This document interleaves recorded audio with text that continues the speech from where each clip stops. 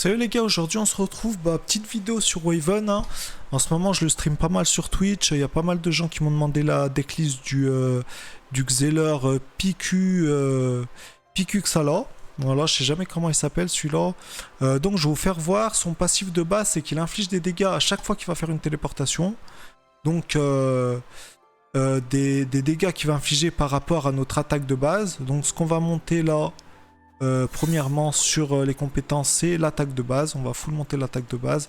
Dans notre deck, on a que des sortes de téléportation, mis à part celui-là qui fait que ça augmente notre attaque. Donc c'est très bien dans le deck. On va commencer par les compétences. Donc comme je disais, on va augmenter que l'attaque ici, principalement pour augmenter énormément les dégâts sur les téléportations. On prend le 50% d'HP en plus, là il coûte que 35 étoiles et ça nous permet de survivre un peu parce que en vrai de base on a très peu d'HP. Ici on va pas acheter 50 000 sorts, on va garder vraiment pour augmenter l'attaque et on va prendre juste les sorts les plus broken avec les téléportations, qui est le saut, parce que le saut il nous fait 2 téléportations, il va nous coûter que 2 en fait, et pas 3 grâce à ici la rune principale là, qui fait que tous les sorts de téléportation coûtent 1 de moins. Donc ça c'est vraiment très broken. Et là ça dit que à chaque fois qu'on téléporte, le passif se déclenche aussi sur l'ennemi qui a le moins de vie. Donc de base, le passif se déclenche sur l'ennemi qui a le plus d'HP. Là ça va se déclencher aussi sur l'ennemi qui a le moins de vie. Donc on va faire 2 fois nos dégâts finalement, on va doubler les dégâts. Plus de ça, ça va tuer les mobs qui ont le moins de vie. Du coup, il y aura moins de mobs, on va prendre moins de dégâts et ça va clear plus vite. Ici, on a le 50% d'attaque en plus, donc pour 2, on peut faire des tours, on a énormément d'attaque, donc on va faire beaucoup plus de dégâts sur les téléportations. Et là, on a un sort qui est censé coûter 7, mais du coup, avec la capacité ici, il coûtera que 6, qui nous fait 2 téléportations, puis qui inflige 50% de notre attaque aux mobs tout autour. Donc c'est vraiment très fort. Donc on va revenir ici, tous les sorts que vous voyez coûtent du coup 1 de moins, sauf le sort ici, parce que c'est pas une téléportation, c'est une augmentation d'attaque. Ce qu'on va essayer de faire, c'est que généralement, quand on a ce sort-là, on va essayer de le jouer en fait avec nos 2 sorts ici qui vont nous coûter que 2. Comme ça on peut faire le pouvoir, on peut faire le saut et la téléportation ici. Ça nous fait pas mal de dégâts dans le tour, plus l'auto-attaque. Donc on est vraiment bien. En spell, on a quoi d'autre? On a ça sur un crit. Sur un crit, on peut récupérer un peu d'armure. Ici, voilà, le Sinistro, c'est juste pour 3 une téléportation. C'est un peu cher, mais des fois, ça nous sort un peu... ça nous sort un peu, ça permet de nous enfuir ou justement de go sur les ennemis, d'être un peu plus proche ou quoi. Ça reste ok. Plus en plus, avec ce sort-là, on peut se TP aussi à côté d'un Sinistro. Donc des fois, ça match un peu ensemble. Niveau compagnon, alors vu que ça va arriver souvent, on va jouer 2 spells par tour. On va pouvoir jouer un spell par tour, donc sur nos spells qui coûtent un peu cher. On va généralement jouer 2 spells par tour, voire 3. On a besoin de pioche, du coup on a elle qui nous fait piocher 3. Quand on pioche, il y a une amélioration ici qui dit que les sorts piochés coûtent 1 de moins. Donc ça peut nous permettre de faire des gros tours par la suite. Lui, quand il arrive, on fait une téléportation directement quand il arrive. Plus on pioche 1 et la carte qu'on pioche nous coûte 2 de moins. Donc c'est vraiment très broken aussi. On peut piocher ça, ça nous coûte 0.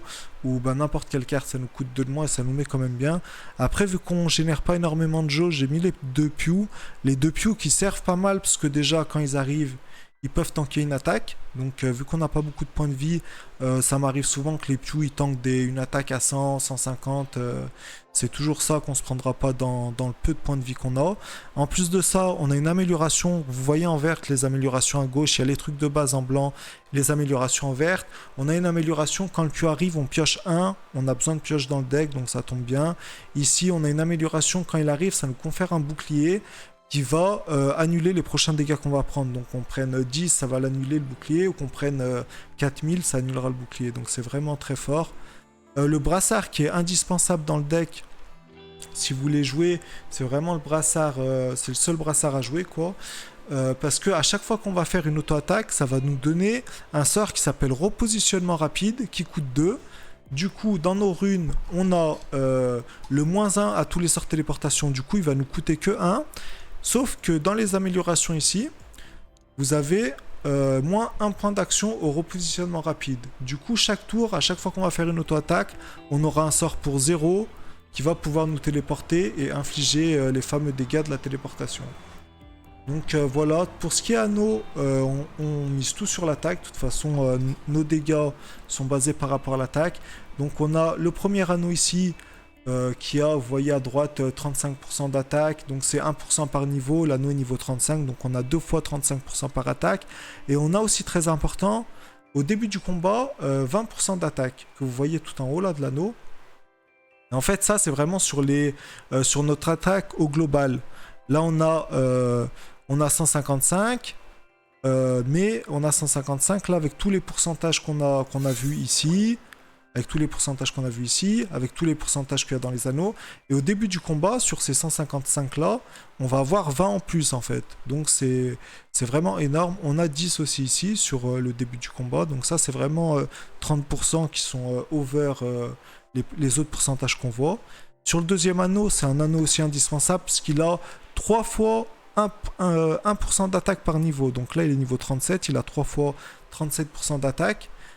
C'est vraiment notre plus grosse buff d'attaque, je pense, ici, avec celui-là, de toute façon, les deux. Après, les deux autres anneaux, celui-là, quand il sera plus haut niveau, il sera un peu plus broken, parce qu'il a aussi de l'attaque par niveau, sauf que vu que c'est un anneau légendaire, eh ben, il n'est pas très haut niveau pour l'instant. Et sur les améliorations, on a encore ici de l'attaque par niveau. Donc on peut gagner aussi pas mal ici. À chaque fois qu'on va infliger un coup de grâce c'est ça marche pas avec les sorts, ça marche pas avec les dégâts de la téléportation, c'est juste quand on va tuer avec notre auto-attaque. Donc on va pouvoir infliger 25% de notre attaque à tout le reste des adversaires. Et vu qu'on monte là actuellement à 200 d'attaque, en gros on va infliger 50 à tout le monde, donc c'est vraiment énorme. On joue un peu autour, des fois ça pose un peu problème de jouer autour parce que ça nous change un peu, on va dire, notre manière de jouer, mais si on arrive à le proc 2-3 fois par combat, ça fait énormément de dégâts, surtout que ça touche tout le monde. Et le dernier anneau c'est peut-être un anneau qu'on peut changer par la suite. Pour l'instant, on a les 10% au début, comme je vous ai dit tout à l'heure, c'est vraiment énorme. Donc je le garde. Et on a donc 1% par niveau, il est niveau 31. Et après, on a des petits bonus à droite à gauche, quoi. Donc voilà pour ce qui est du deck. On va faire une petite game, histoire de vous faire voir un peu comment ça se joue. Là, je suis venu à l'île. Là, je ne l'ai pas trop monté, d'ailleurs, cette île-là. Ça fait un moment que je suis pas venu. Normalement, lui, il nous tape 2 fois s'il nous crit. Mais de toute façon, on va plus parler du deck. Donc là, en main de départ, on a 2 spells à 3. En fait, si vous avez qu'un spell à 3 et des spells plus hauts, ce que normalement arrive jamais, parce qu'on a que 3 spells plus hauts, vous les jouez pas. Là, on a 2 spells à 3. C'est où on fait 2 spells à 3, ou en gros juste un spell, parce qu'on a que 6 PA. Ici, ce qu'on peut faire pour un premier tour, c'est juste avancer. On va taper, et après les dégâts de zone, on n'est pas obligé de les faire. On peut juste reculer pour pas prendre de dégâts en fait. Comme ça, on a tapé, on a infligé nos dégâts, on a fait quelques téléportations. Vous voyez que les téléportations font quand même pas mal de dégâts. 61 à celui qui a le plus d'HP, 61 à celui qui a le moins d'HP. Et vous voyez que là, qu'il y a déjà un mob qui est à 30. Donc lui, ça va être le mob qu'on va... Là, on a 2 choix en fait. C'est où on le finit avec notre auto-attaque pour faire proc notre anneau, ou on le finit avec la téléportation et on tape quelqu'un d'autre avec nos 200 dégâts. Donc là, vu qu'il est loin, de toute façon, on peut pas. On va être obligé de téléporter. Donc là, ce qu'on peut faire, c'est... On peut taper ici. Et là, on a des gros dégâts de zone avec ce spell-là. Ce spell-là, il est très important aussi parce qu'il nous donne un jauge éther. Donc pour invoquer nos compagnons, c'est pas mal parce que niveau jauge, c'est vrai qu'on est un peu... On n'a pas énormément de jauge. En général, on invoque un compagnon, voire 2 par combat.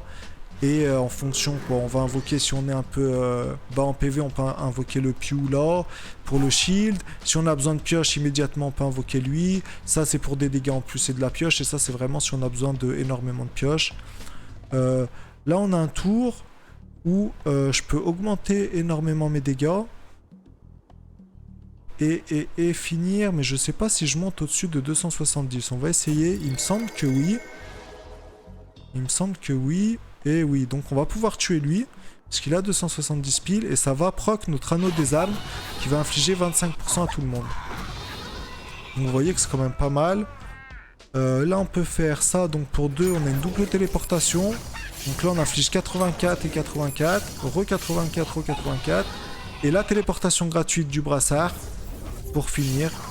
Et voilà, après là c'est vrai que les mobs étaient pas très hauts, mais c'était plus pour voir vraiment le deck au global. Vous pouvez peut-être l'améliorer un peu de votre côté. Moi je sais que là ce que je suis pas fan actuellement c'est vraiment l'anorak là qu'on voit ici.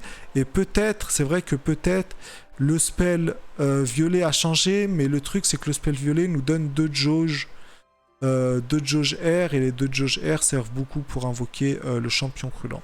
Donc voilà, j'espère que la vidéo vous aura plu. Comme j'ai dit en début de vidéo, on est tous les jours en live sur Twitch, donc je vous mettrai le lien de la chaîne Twitch dans la description. Si vous voulez passer, voilà, il y a une bonne ambiance, on joue à plusieurs, le matin un peu en solo. Et voilà les gars, moi je vous souhaite une bonne journée, n'hésitez pas à vous abonner à la chaîne. Je vais sûrement faire d'autres vidéos par la suite de ce deck amélioré, même d'autres decks. Et puis voilà, bonne soirée, bonne journée les gars, et ciao.